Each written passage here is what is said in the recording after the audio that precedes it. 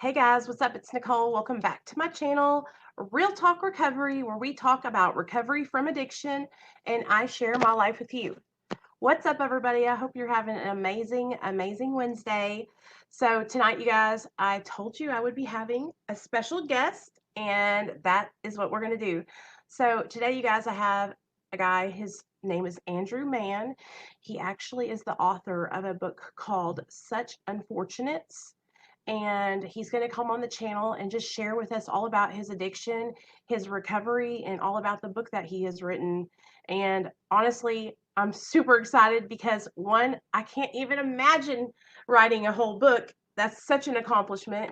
And two, I want to hear his story because I haven't read his book. So what I'm going to do after I upload this video is I'm probably going to go buy his book, and I want to encourage you guys to do the same.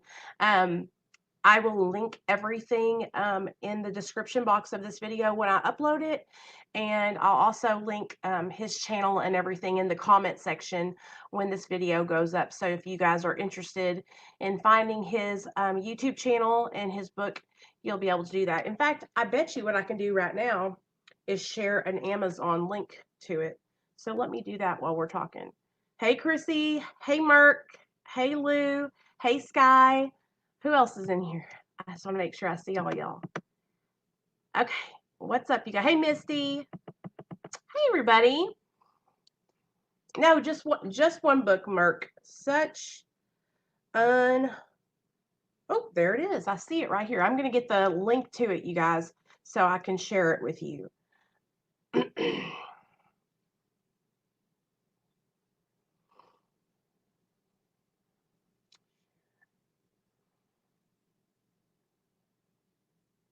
I don't know about you guys, but my favorite books to read are memoirs about real life situations. And when I was in rehab, I actually um, read several books about, addiction and people's stories. So it's really fascinating to me to be able to watch those. Okay, let me get his link. So that way.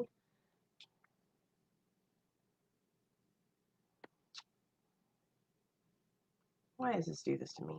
Come on. Oh, oh, oh. You do too, Chrissy? Okay. Hey, Andrew, I see you right there. Can you hear me all right? What's up? Yeah, I hear you. I hear you. It's good to see you. You too, man. Okay. So I'm listen. in a hotel room. We're visiting relatives, so I'm doing this from a hotel room with my computer. Hey, you look great. I'm so glad that you could come on the channel. Great. I know everybody is really excited about hearing your story. I want to let you know that what I did is I went ahead and I linked your book in the comment section of the live stream right now, so that way people can find it. Great. And then I'm also going to link your YouTube channel, so that way they'll be able to find your YouTube channel. Awesome. Thank you so much. Really appreciate that. Hey, anytime. I'm excited to hear it. So what I want you to do is I just want you to share with us what it was like before you got into your active addiction, what it was like while you were in active addiction, and what your life is like now. And if you could jump around here and there, but just kind of let it flow. And I'm just going to listen and let you take it away. Sure. Yeah, like you said, my name is Andrew. I wrote the book Such Unfortunates. I'll start off back at, as early as I can remember, I was not like other people. I grew up in a very abusive family. As crazy as it may sound, I had a mother that sexually molested me. And on the outside, we looked like the all-American family. But on the inside, I was really dealing with some horrible things at home. I dealt with a father that was an extremely angry man and a mother that was a very sick and twisted individual. So at home, for life was hell. That caused me to develop into having anxiety and depression issues as a young child. And it's sort of the first way those issues manifested is I was like doing bad in school, or I was acting out and getting into trouble. And then I started having panic attacks. And from, I think it was age 13, I got put on Klonopin. And I was actually put on an adult dose of Klonopin because Klonopin's just, it's like a lower version of Xanax. Yeah. And no one wanted to ask, like, what was going on? Why was I having these problems? It was just, here's Klonopin, take that, and you're depressed, so take Zoloft. So the Klonopin worked at first for me when I started taking it, as a child. But I had dealt with when even younger, when you're molested as a child, when a child is abused, and I think so many addicts have dealt with abuse in childhood. It's like a common theme that I come through whenever I've been in rehabs, or my friends that are addicted. They all seem to have dealt with some kind of abuse or some kind of messed up childhood. Yeah. And, there's a lot of the shame that comes with that. Kids don't really, know how to deal with that. And that, on the outside, it manifested as anxiety, depression, and all this stuff. But there was really something wrong with me beyond that people needed to look at. So the doctors threw drugs at it, and the drugs worked at first. But then, as everyone knows, you build up a tolerance. So I built up a tolerance, I guess in a year or so, to Klonopin, and it just didn't work the same. So then I started experimenting with alcohol and marijuana at age 14. And when I found alcohol, it worked great at first too. But it only worked in short terms. But then I was starting to drink at 14. I was drinking myself to sleep. So I would take Klonopin all day, go up as a 14-year-old and pound beers just so I could fall asleep from this anxiety problems I was having. And, it was a miracle I got past high school.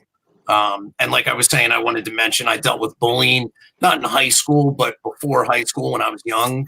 I had sort of a sadistic older brother who I don't know for sure, but I'm sure he faced some of the same abuse I did.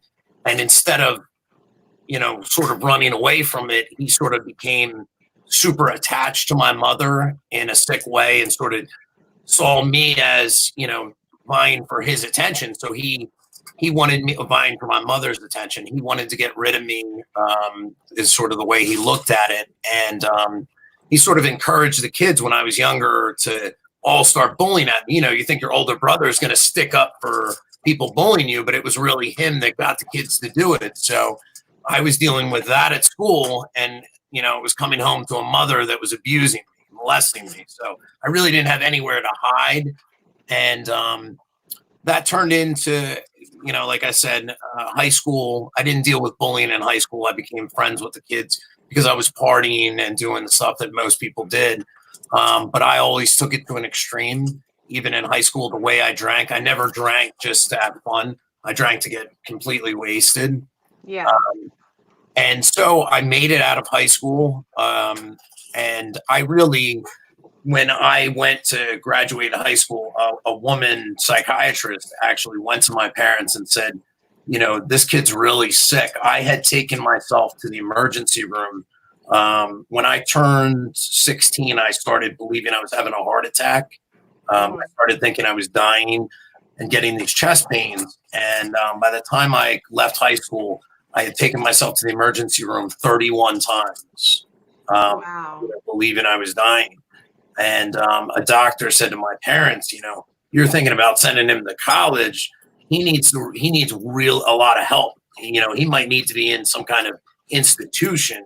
Your son's really sick. And they didn't want to hear that. It was, he can go to college and there things will go well. But I went down to college and failed out shortly thereafter from, the anxiety and I was drinking every night at this point, and during the day most of the time. Plus I was taking, I guess it would have been up to around 8 milligrams of Klonopin a day and Xanax. So I had mixed the two of those. When I failed out of college, I ended up running into Percocet, which I'd come back, and this was right around the time that Oxycontin and stuff started to come out. So people were messing around with the opiates. And when I first got introduced to Percocet, it was literally like the answer to all my prayers. The first time I took one of those, I had done cocaine, so I was dealing with the anxiety when you came off of cocaine. You just felt you were just wanted to jump out of your skin when you were coming down from it. So I would drink as much vodka as I could to try to fall asleep and pass out. Someone gave me a Percocet, and when I took that, Nicole, it was like my anxiety went away, the depression went away for the first time in my whole childhood. I felt comfortable in my own skin. All that crap I had dealt with my mother, feeling disgusted as a child, everything I went through completely went away. And, so I started taking these Percocets, and I stopped drinking. I stopped, on the outside. What I believe is that when a child goes through an abusive child, like a traumatic, horrible, abusive childhood, their brain doesn't create the normal amount of endorphins and things like serotonin, norepinephrine, and dopamine, and normal levels of chemicals. So for that child to go to school, to succeed in life, everything is 10 times harder. Things are boring. It's your normal endorphin system is not working correctly. It just isn't. Where another person wakes up and they feel motivated, they want to go about their life. For me, it was just surviving the next day. I never woke up like, oh, this is great. I'm alive. I want to go to school. I'm going to think about my future. And, I might do this, might work out, or, I want to be this. It was just, I wanted to survive the next day with the least amount of pain as possible. One of the girls wanted me to ask you a question. Chrissy wants to know, let me see. She just asked the question. Hold on. She says, Nicole, can you ask him if anyone knew about the abuse? Was there anyone else that knew, or were you just like totally keeping it a secret? I totally kept it a secret. There was one other girl in high school. Her name was Erica. And her father's brother had molested her, and he was actually arrested, and it turned into a big thing in our town. And I started to become close to her, and we started talking, and for some reason we really clicked really well. And I opened up with her a little bit, but there was no way I would tell her. I told her I was being abused, but I didn't tell her who. Just to say that your mother's sexually abusing you is such a, especially, for a male, not that it's any easier for a female, but it was just, you're supposed to, it was just so wrong on so many levels. I swore I would never admit it to anyone ever in my life. Right. Well, I hear what you're saying is that you totally internalized all of that. And then your brother was like acting out in like he was externalizing it, and you were like internalizing it, and then using, drugs and alcohol. I'm honestly like drugs and alcohol were probably what saved you from not killing yourself. And if you read the book I wrote, a lot of people wrote to me. They were like, it's amazing you didn't end up in jail for life. You didn't kill yourself. Or, this whole bunch of woman just wrote to me the other day, and she said, it is so amazing that you made it through what you've been through. And she said, when your parents are on your side, life is hard enough. But when you deal with what you had to deal with, she's like, it's amazing you're not dead. It is. That you didn't overdose, didn't kill yourself, or didn't end up in jail for your whole life. So, yeah, that's exactly right. And also what it made really difficult was it became, I couldn't be intimate with a girl sober. That's what I was going to ask you. How did it affect your relationships? It was awful because the girls didn't know what would happen. I would start being intimate with them, and then I'd stop and I'd be like, listen, I got to go. And I would walk away from them. And and in the book, you'll hear about that, girls that I really liked, but I couldn't tell them what was going on. Like we'd be in the middle of making out, and I would just stop and I'm sorry, I don't want to. And they would, I've had them tell me they hated me and freak out on me. And, and I understand they took it as it was something wrong with them, but they took it as a rejection. And that's what for us women, when a man doesn't want to, go forward with us, that's automatically the first thing we think is, oh gosh, he doesn't like me, or I'm not good enough, or, And these were girls I really liked. I just would start having flashbacks of the abuse, and I would be completely grossed out. Now, if I was drunk out of my mind, I could do it. I could go through with it. And but as a child, I would immediately start thinking about that if I was any bit not intoxicated, and it would get, there were multiple times. If you, I want to send you a copy of the book, but if you'll hear that I just completely had to stop, and then these girls, and it would just, you know, there was nothing I could say to make it right, so I just didn't say anything, and they really took it hard, and I understand that. And a few would just, you know, come back crying, and I felt awful, but I just didn't know what to say. So Was yeah. there anybody that you ever, like, besides Erica, like after that, were you ever be able? I mean, now obviously you share about it. Is there like somebody that you have in your life now that you talk to and that you can trust, that you love? Like, are you married? Do you have a girlfriend? Yes, and Okay. she does. She is aware of everything, and yes, and she was actually. I had got to the point in my addiction where everyone had given up on me, and she's in the Okay. Rewind. Tell me about. Okay, so we took the Percocet. we I took the totally know what you're talking about, as that feeling like this is where this is exactly what I've been looking for all my life. Okay, so start there, and I'll listen to the rest. Okay. Yeah. So I took the first Percocet, and I fell in love with it. It was like my where other people. I've had friends that are you know, normal people that haven't had abusive childhoods. They take a Percocet, they throw up. It maybe numbs the pain a little bit. They don't want anything to do with it again. I Right. took it, and I was like, oh my God, I want to go do stuff, and I'm active, and I felt, you know, it was like that missing piece in my brain that leveled it out. You know, and I was like, I want to stay like this, and then I'll go to work. And I actually went back to college.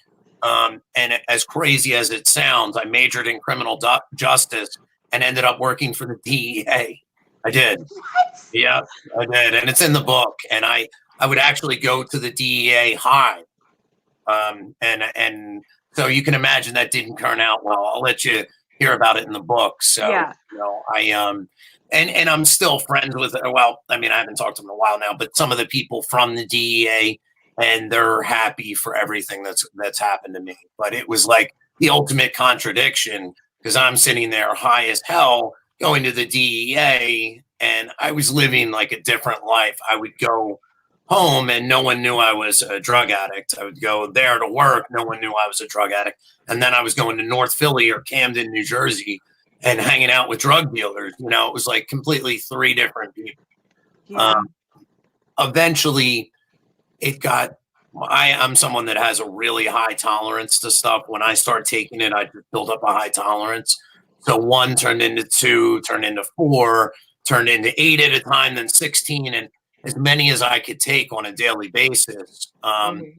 And so eventually the money started running out. I started stealing from my parents when everything ran out. But to me, it wasn't like stealing. I would just take money that was laying around, because, you know, I had, it got expensive. I would buy them at, I'd spend about 50 at a time to start out. And, you know, I'd pay $200. I was paying $4 for a 5 milligram Percocet.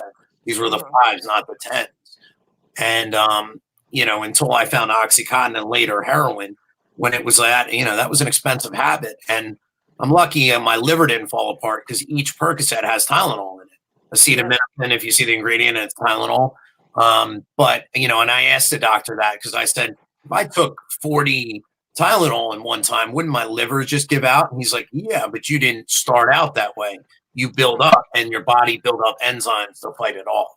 So that, I understood that. But basically, I ended up going through my first withdrawal, and that's how I knew I was in trouble. I didn't really know I was an addict and I was addicted. And I went up to a New Year's Eve party, and I had run out of the Percocets, and the guy I started buying them from was like, oh, I won't have them until I get back from the Poconos. So I said, fine. And then I started going in withdrawal, and I didn't realize how in trouble I was until I got back, and I had never felt a sickness like that before. I thought I was dying. It was just unbelievable how awful I felt. I couldn't sleep. When I drank, it just made it worse. You know, I couldn't drink it away. And I ended up driving from Long Island, New York at like 4 a.m. all the way home, just because I was so awful in my skin after I had drank all night. And then I got home, and then eventually when my drug dealer came back, and I bought the Percocets and took them again. It was like 15 minutes after taking them, and they kicked in, and I was like, "Oh my God, I'm in trouble. This is going to happen every time I run out." I'm someone who does not like that feeling. The withdrawal sickness. I mean, a lot of people. I've heard people compare it to the flu or something, and it is so much worse than that. The withdrawal from opiates. It's like, Right. especially when you have a bad habit, that it's not just like the flu that you can sit and get over. And so that was when I started to realize I had a problem with it. And eventually it got so bad that I ended up in my first rehab. I had spent all my money, which is normally when things start going wrong. And then it was, eventually I came out and I told my family, I said, I think I have a drug addiction. And, of course, I ended up going to this rehab in Minnesota, and I didn't want anything to do with it. At first, when you're not ready to go to rehab, these people are talking 12 steps and all this, and you're like, what are they talking about? I'm not an addict. I just took too many pills. And I had this counselor, and I'll never forget what she said to me. I was the youngest person in the rehab I went to. I think I was like 22 or 23 when I went there. And most people, the rehab I went to had an adult and like a youth section. The youth section was supposed to be till it was like 16 to 25, and then the adult was 25 and older. I ended up in the adult section because my parents were like, "We want you to go there." And in the adult section, I like I said, I was the youngest person, so I went into my counselor and I said, "Listen, you guys got this all wrong. I'm not an addict. All these people have been doing this for 20 years. They're real addicts." And she sat down and she looked at me and she was like, "You know what? You are right." And I'm thinking she's going to agree with me. She's like, "You're the sickest one here." And I was like, "What?" She's like, "They've been doing it for a while, and it only took you a couple years to get in here. You are the sickest one in this whole place." And I was like, and she was right. She was absolutely right. I don't know if I was worse than anyone else, but it deflated my bubble. But that was my first experience with rehab. Sad to say it didn't work well. When you're not ready, you're not ready. And then when I got out of rehab, I ended up eventually getting into Oxycontin. The doctors started pushing it around my area and a bunch of areas, and I got into that. And Oxycontin led to heroin eventually, without giving away too much of my story. But it ended up leading to heroin, which ended up, I was using it nasally. Then I became an injector of heroin.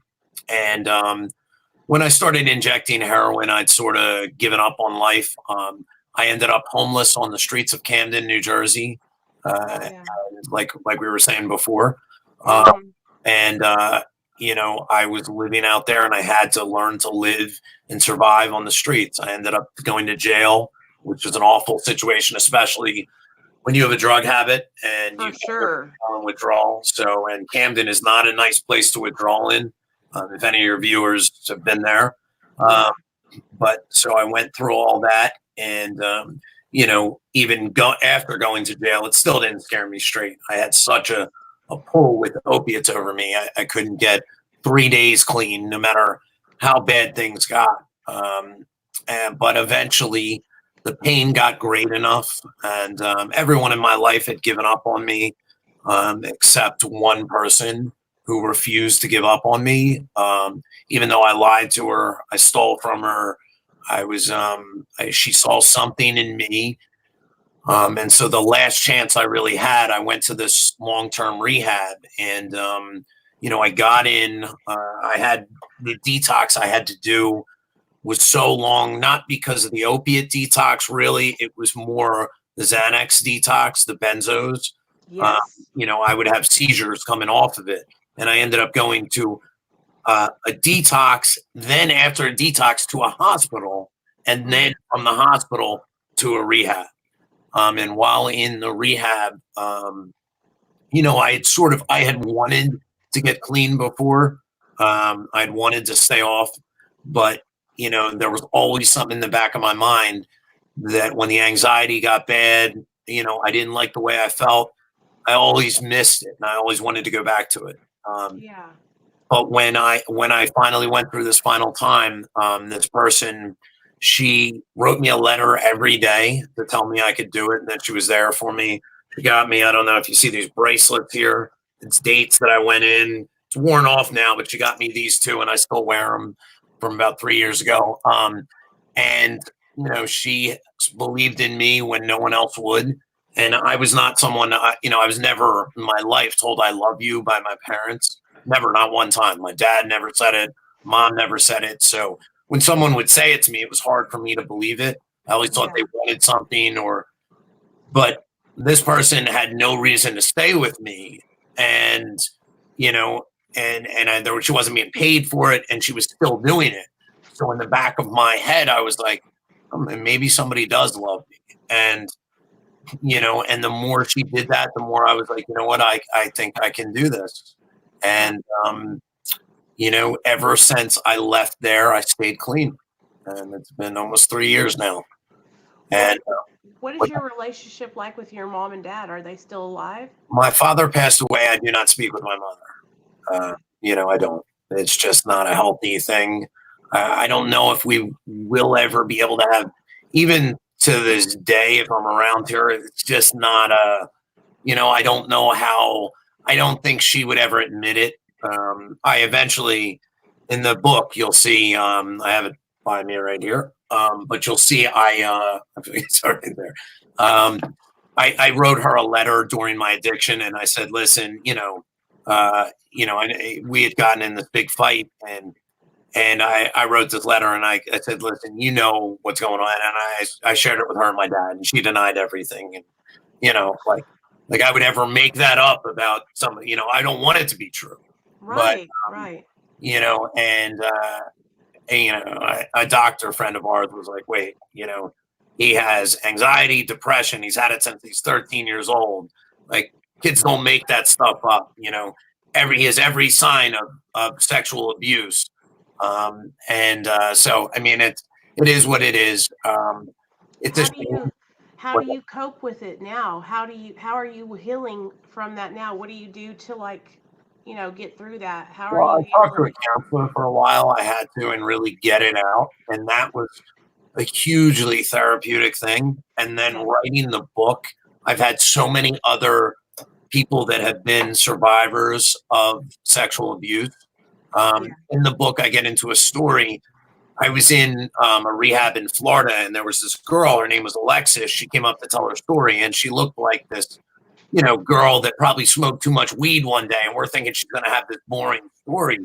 And she got up and she shared how her father used to rape her, make her sleep with him and her brother, and then he pimped her out when she was like 9 years old.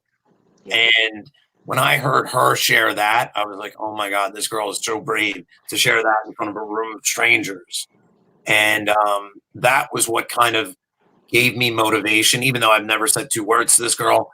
It really did. It affected me hearing her story, and it gave Yeah. me motivation to eventually, it took a while because it's a really awful thing to admit. I mean, still to this day, saying it to you, it's just like, what? You know? Well, yeah, there's a lot of shame, I would imagine, but you don't have anything to be ashamed of. Like, you're the innocent one in the whole situation, you know? Right. But I do understand what you mean, because I feel that same shame around like some stuff that happened to me when I was in active addiction, and it wasn't my fault. Like, I didn't do anything wrong. I was totally taken advantage of, but I think somehow it's my fault. You know what I Right. mean? Right. Yeah, absolutely. Absolutely. And I don't know why we do that to ourselves, but like now that we're sober, we know that it wasn't our fault, and we know that, I'm so glad that you were able to get sober though, because I know a lot of people, they're never able to get past that part in their life to get clean and sober, you know? Absolutely. Yes. Because it's such a traumatic, damaging thing that they may get sober for a short period of time, but all that comes back. And eventually you're dealing with that hitting you every day. Somebody's going to say, you know what? I want a day to get some relief. I want to get high and forget about all this crap. So, yes, Right. I understand how hard it is. And that's really what it's about, is like getting high for us, is that getting that relief from those feelings, that uncomfortable feeling. And so, Yes. um, I wasn't right. getting high to go party. I was really medicating something that was wrong with me. I've had 2 doctors contact me about the book, and one of them was like, "Listen, I can't stop thinking about this book for the past 2 weeks." He said that he is going to treat addicts better now after reading my book. He was like, I'm apologizing, and I had never seen him, but I had written how I'd been treated as an addict, and I was treated as someone that was going out to party and even from some doctors treated horribly, Right. So that was another thing with the book. I wanted to open people's eyes to say, listen, there's a lot of good that addicts did for me. I had a girl who was a prostitute, a young prostitute, when I was freezing in Camden, my first night there, who shared this blanket with me. And, I tell the story about her in the book. And it was just amazing how generous, how kind, even how loyal addicts can be to each other.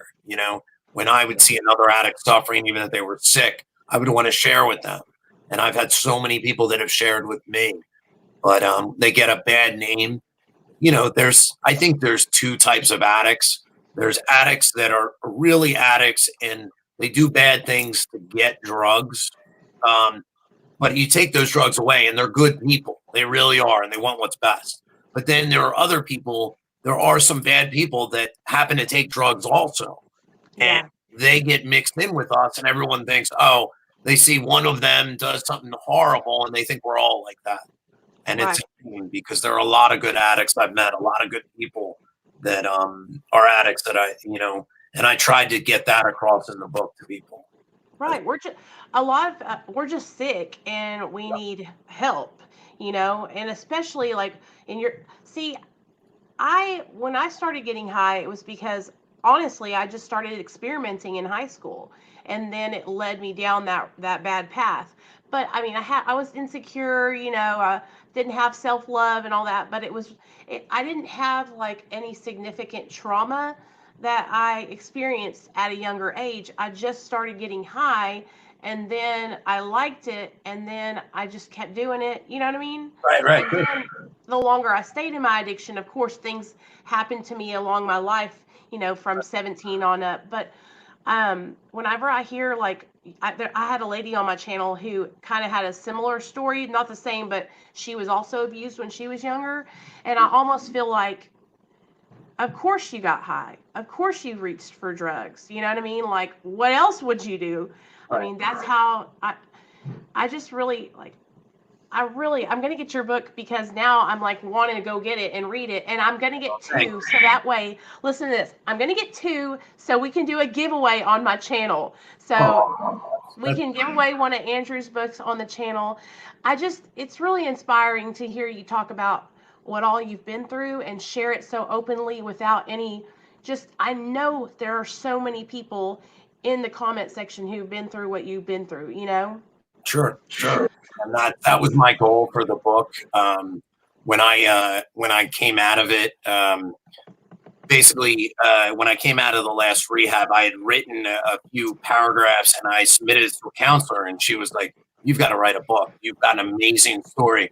You got to get it out there. It can help people." And then a friend of mine who had died in addiction, his mother wrote me, and she was like, started asking me why I was able to get it and he wasn't. And she said to me when I was telling her, she's like, "You got to write a book. Parents of addicts could get a lot of help by this." And then Yes. I started to write the book, and then all these people said, "No, you can't write a book. Everybody tries, but nobody completes it." So that really motivated me too. But my end goal is this, believe it or not. I want to start a free rehab that uses animal therapy. Believe Hmm. it or not, I think animals can be so therapeutic for a lot of addicts. Absolutely. Oh yeah, the love they show, and then the addict having to care for an animal. I think that helps both ways. And I really think if they did more animal therapy, the rehab would be better. And I'd like to have it where it was free because I know so many people that have had been emergency situations to get into rehab and they've got to wait months. Yes. That would be great. Did you reach out to Dr. B like I told I you? did. Yep. And his Okay, good. the person got back to me, and his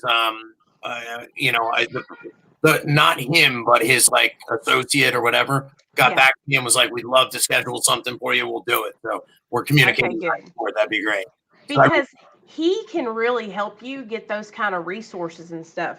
Like he has connections like that, and he can maybe even get you like he like owns an IOP and a treatment center and a clinic also for really, maintenance medication. So like that's a big opportunity. So and thank you.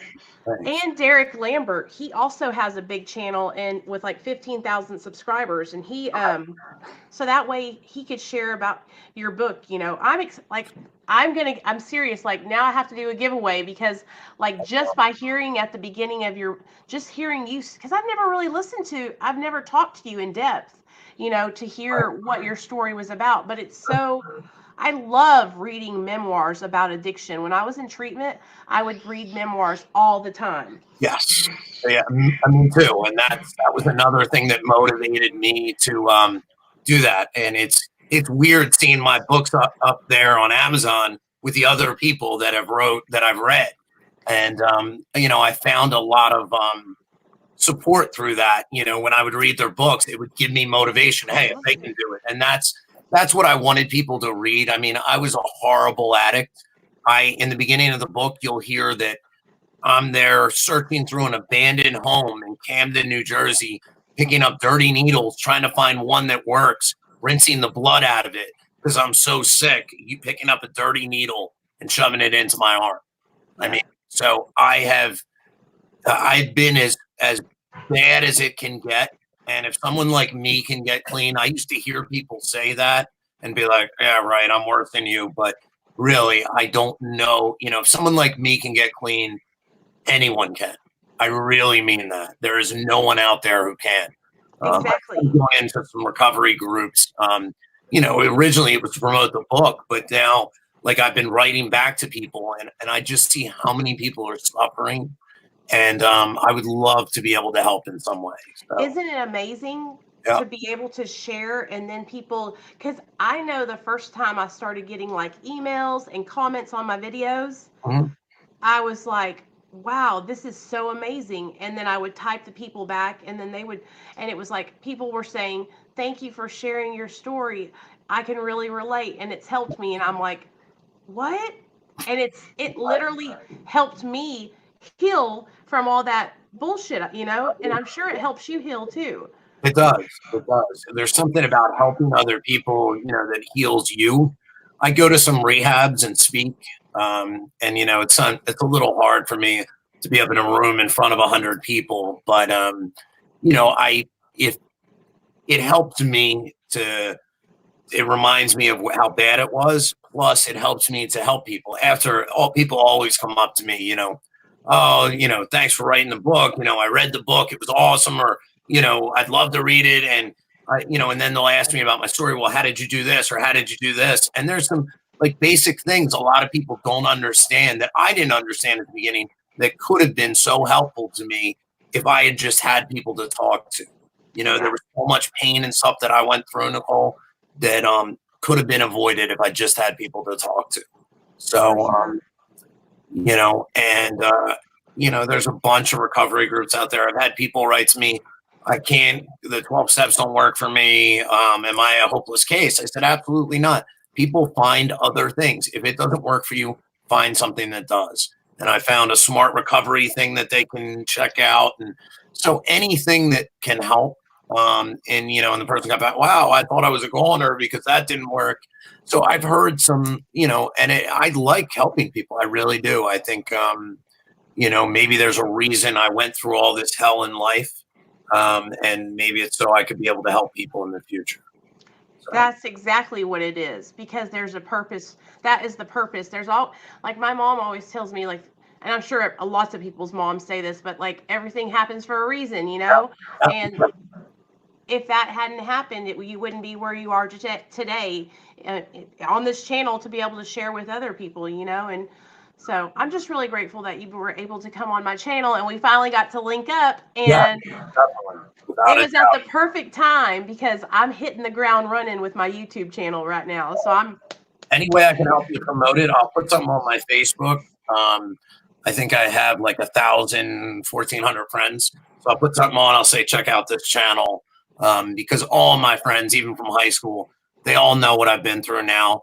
Because I've shared the book to everyone, and I was worried about doing that. I thought I was going to be judged. I thought, and for 99% of the time, everyone's like, congratulations. I've had teachers write to me like, I'm so proud of you for getting this out there. I had the only person that really got upset about me was some clown that wanted me to put him in the book that I barely even knew. So Right. it wasn't really even about the book. So for the most part, everyone has been so supportive, and it's been great. Good. Well, I'm glad you came on. I'm going to let you get off here. I'm going to link your channel. Great. We're going to link your book.